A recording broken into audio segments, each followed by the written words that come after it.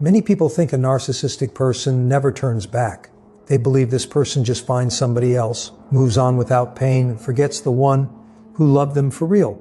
On the surface, that idea can look true. There may be cold silence, sudden confidence, a fresh relationship, happy photos, a polished life that makes it seem like nothing important was ever lost. But behind that protected image, another story may be growing, a story most people never see, a story even the person living it may not fully understand. The deepest emotional breakdown does not always happen during the relationship. Sometimes it starts only after the person who gave real love is fully gone. Losing attention is one thing. Losing true emotional safety is something else. Praise can often be replaced. New admirers can appear fast. Another romance can begin in days. But the steady presence of someone who offered patience, loyalty, understanding, and calm emotional support is much harder to rebuild. That is where this becomes more complex than the simple stories people repeat online. Stay with me, because this part matters. When a person with strong narcissistic patterns loses someone who gave more than admiration, the first reaction can fool everyone. The regret may not come early. It may arrive much later in silence, when no one is watching. And that is often when the real collapse begins. It is important to remember that narcissistic behavior exists on a range. Not every confident person is hiding deep pain, and not every person with narcissistic traits responds in the exact same way. Some may show only a few strong defenses. Others may carry deep patterns that damage nearly every close bond they touch. Self-awareness matters, emotional maturity matters, personal history matters, the willingness to change matters too. So this is not about putting every difficult person into one box, and it is not about saying every individual follows one exact path. It is about understanding patterns that can appear when someone depends too much on admiration, control, and outside approval to feel important. Confidence does not always mean inner strength. Sometimes confidence is armor. It covers fear, shame, insecurity, a private terror that without constant attention, the person may feel small, ordinary, or unworthy. And real love is not the same as admiration. Admiration says you are impressive. Validation says you are special. Control says nothing can threaten you. But real love says something deeper. It says you are still accepted when you fail, when you struggle, when you are not shining. For someone who has spent years protecting a perfect image, that kind of love can feel soothing and frightening at the same time. It offers comfort, but it also creates closeness, and closeness brings exposure. Keep listening, because this is where the contradiction begins to show. This is why a person may want intimacy and fear it in the same breath. They may long for love, but reject the very vulnerability needed to keep it alive. The closer the other person gets, the more dangerous honesty can start to feel. Kindness may be mistaken for weakness. A healthy boundary may feel like rejection. A calm talk may sound like criticism. Slowly, the person who once brought peace becomes the person who touches the deepest hidden fear.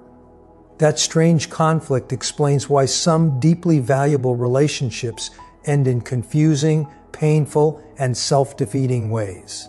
The early days after the breakup usually create the biggest misunderstanding. Most people expect sadness, regret, visible pain. Instead, the person may seem happier than ever. They may look calm, confident, untouched. They may post more pictures, meet new people, work harder, change their style, or jump into another relationship almost right away. To the former partner, that can feel brutal. It can create the crushing belief that the whole relationship meant nothing. But the first reaction is not always the most honest one. Sometimes it is pure defense. Losing the relationship can threaten the image of being desirable, powerful, and emotionally untouchable. To accept pain right away would mean admitting that someone truly mattered. It would also mean facing the fear that this person may never return. So the mind rushes to build another story. The relationship was not important. The other person was the problem. Someone better will show up. Life is getting better. Nothing rare was lost. That story can bring short-term relief. It allows the person to avoid grief and keep performing strength. A quick replacement can work like emotional numbness. New attention brings a rush. Compliments bring reassurance. Flirting creates excitement. Every message and every sign of interest becomes proof that they are still wanted. Friends may call it strength. Social media may frame it as winning. But healing and avoiding pain can look almost the same from the outside. One person is recovering. The other is staying busy enough not to feel. That difference matters more than most people realize. A smile does not prove peace. Silence does not prove indifference. A new relationship does not prove the old one was meaningless. During this stage, outside validation often becomes extremely important. Praise can briefly quiet hidden doubt. Attention can create a temporary sense of emotional balance. Success, appearance, expensive things, social events, public confidence, all of it can become part of rebuilding a wounded self-image. The message under the performance is simple. I still matter. I am still wanted. I am still in control. For a while, that strategy may seem to work. Work becomes a distraction. New hobbies fill the empty hours. Social media creates noise. A new romantic partner brings fresh admiration. Silence is avoided before loneliness can fully settle in. But here is where the deeper truth starts moving. Every distraction has a limit. People adjust to new excitement. Compliments become ordinary. The rush fades. The emotional high gets shorter each time, and reality slowly starts to come through the cracks. Then it happens quietly. A song brings back an old conversation.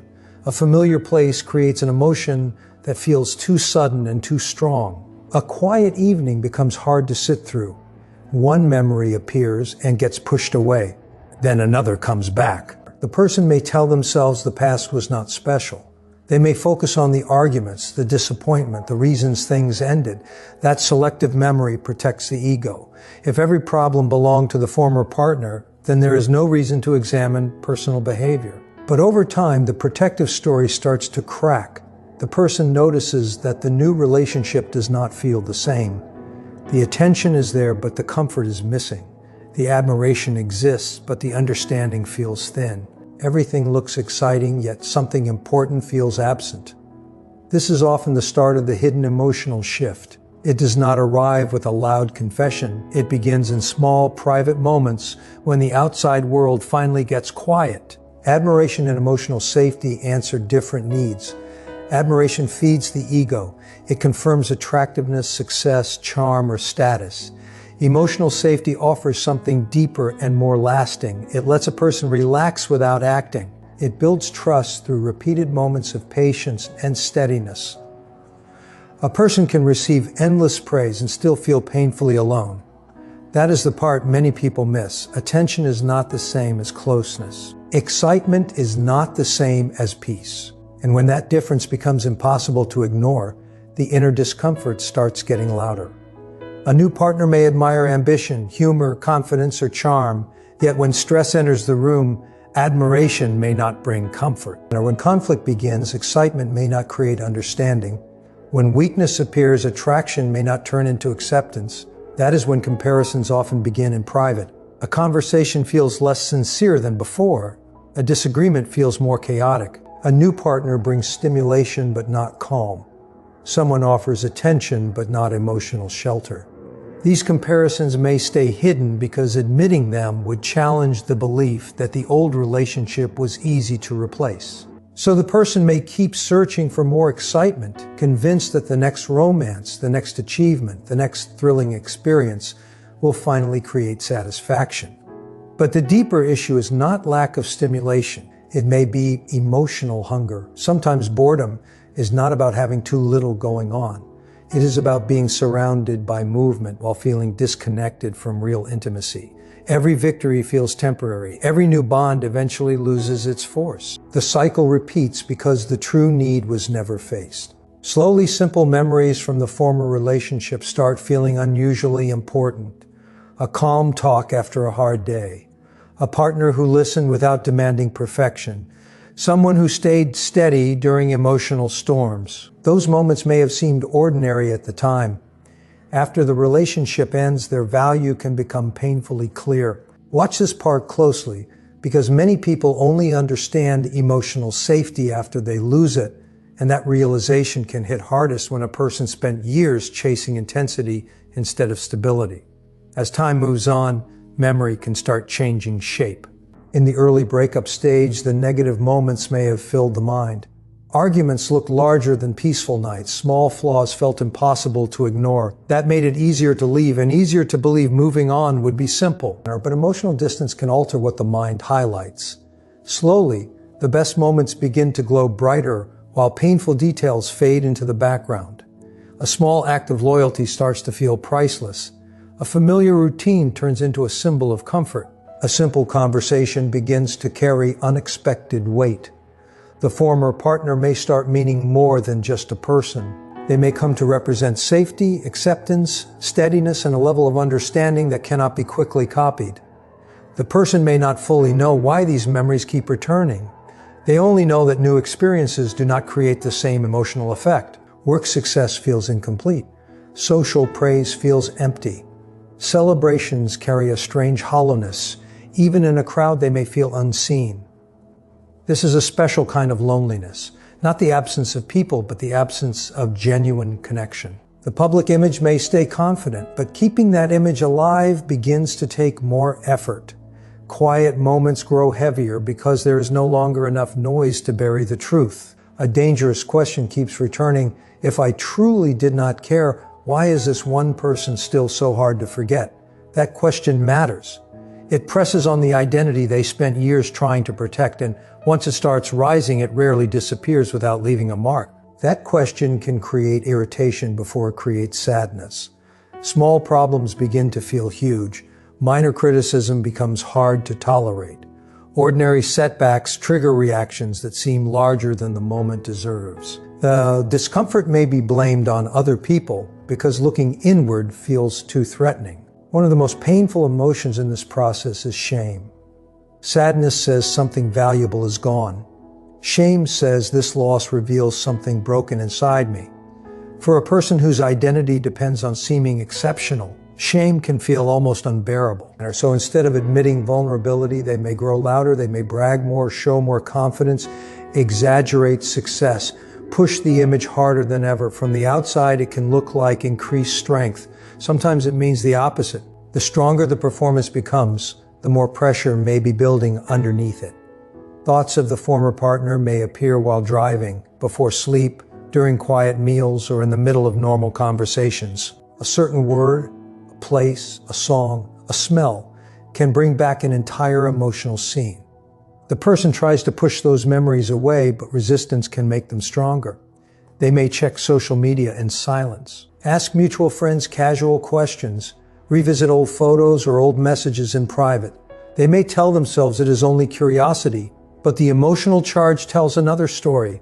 Seeing the former partner happy can feel like proof that life moved forward without them, and that can damage the belief that they were unforgettable. Stay with me, because this is where pride and longing begin to collide in a way that can change the whole emotional direction. After weeks, months, or even years of silence, a message may suddenly appear. It may be short, casual, almost meaningless on the surface. It may ask how life has been. It may arrive on a birthday, during a holiday, or on a date tied to the past. Sometimes it comes for no obvious reason at all. The timing can feel confusing because the former partner believed the story had ended long ago. But sudden contact does not always mean growth. The wish to reconnect may begin with loneliness, insecurity, nostalgia, or the need to feel in control again. The person may truly miss the former partner, but missing someone is not the same as understanding how their own actions damaged the bond. The message itself may be a test. They want to know if access still exists, or they want proof that the emotional door is not fully closed. A fast reply can bring reassurance. Warmth can create temporary relief. Even a small sign of continued care may calm anxiety for a moment. Sometimes the conversation matters less than the confirmation. That is why the message can feel indirect. A shared memory gets mentioned. A practical question is asked. An old photo gets a reaction. A simple hello appears without clear purpose. The person may be checking whether the former partner is still emotionally open, but reconnecting without accountability only rebuilds the old pattern. Affection may return without honest discussion of manipulation, neglect, disrespect, or broken trust. The focus stays on regaining access, not repairing damage. And that difference is everything. Wanting someone back does not automatically mean becoming able to treat them better. A real change requires empathy, clear responsibility, specific honesty, consistent behavior over time. Without those things, contact may only reopen an old wound. Healthy boundaries can make this stage even more painful. A delayed reply, a polite no, or a calm statement that the relationship is over can create a powerful emotional reaction. The former partner is no longer playing the role that was expected. Instead of offering comfort, they show independence. Or instead of reopening the bond, they keep building their own life. This can feel like a final loss of control. Some people react with anger, others go silent again. Some try contact through other paths. Others disappear the moment they realize the response they hoped for is not coming. Under these different reactions may be the same hard truth. The past cannot simply be reopened whenever they decide to come back. The emotional shelter they assumed would always be available is gone. Eventually, the truth becomes harder to deny. The former partner has built a new life. The door is closed. Time has moved on. The relationship now belongs to the past. This realization is rarely dramatic in public. There may be no speech, no visible breakdown. The deepest struggle often happens alone. Quiet nights feel heavier. Achievements feel less complete. Celebrations lose some of their shine. There is still movement, still success, still noise, but under all of it sits the knowledge that one person cannot be replaced by just finding someone new. People are not interchangeable. A new partner may have different qualities, but emotional safety is built through shared history. Trust grows through many small moments of patience, consistency, forgiveness, and understanding. That bond is unique. Once it is gone, another relationship may bring excitement, but it cannot instantly recreate the foundation that existed before. This truth may only become clear after several new relationships fail to bring the same peace. And when the same emotional patterns show up again and again, the person may finally start seeing the common thread. Without self-awareness, the cycle can continue for years. A new relationship begins with strong attraction, intense attention, and fast admiration. Then closeness grows, old fears rise, vulnerability feels dangerous, criticism feels threatening, emotional distance increases, conflict appears, and the relationship ends. Then the whole process starts again with someone else. The person keeps searching for the peace they once felt, but they search in places that cannot give it. Excitement gets mistaken for connection. Attraction gets mistaken for trust. Admiration gets mistaken for love. Every disappointment quietly deepens the realization that something important was lost long ago. Some people answer this pain by chasing bigger wins, more influence, more applause, more impressive forms of validation. Each victory briefly hides the inner discomfort, but the relief never lasts. Others repeat the same romantic pattern with different faces, different names, different beginnings, while the emotional story stays the same. And that is where the deeper lesson starts waiting, often in silence, until the person can no longer outrun it. There is, however, another possible path. At some point, repeating the same story may become too obvious to ignore. The person may start asking different questions. Instead of asking why everyone else keeps disappointing them, they may ask how their own behavior has helped create repeated loss. This shift is usually quiet. It begins with honesty. Real honesty, the kind that does not perform. It requires accepting that charm does not replace empathy, confidence does not replace emotional presence, and control does not create closeness. Lasting change also takes time. Deep personality patterns do not disappear in one moment of regret. The person must learn new ways to handle rejection, disappointment, shame, and vulnerability. They must learn to stay emotionally present even when closeness feels uncomfortable. They must build ways to calm themselves that do not depend completely on constant reassurance from other people. Support can matter in this process because insight alone is not always enough. Understanding the past is only the first step. The real work is learning how to behave differently in the future. That is the difference between simply missing someone and actually growing because of losing them. And here is the most important point. Losing real love can challenge the very identity a person spent years protecting. Attention may return, admiration may come back, success may continue, new relationships may start, but genuine emotional safety is much harder to find. That is why some losses echo long after the world assumes the story is finished. We should never judge emotional truth only by what appears on the outside. A smiling face does not always mean peace. Confidence does not always mean strength. Silence does not always mean indifference. Some of the deepest struggles happen where nobody can see them, behind charm, achievement, certainty, and public success. At the same time, this possibility should never become a reason for you to stop healing. Many people spend months or even years wondering whether the person who hurt them regrets losing them. They wait for an apology. They hope for a message. They look for proof that justice has finally arrived. But your healing cannot depend on another person's private collapse, delayed regret, or late understanding. Even if they do feel the loss, even if they do remember your value, even if they do realize too late what they let go of, that does not erase what happened. It does not automatically create change.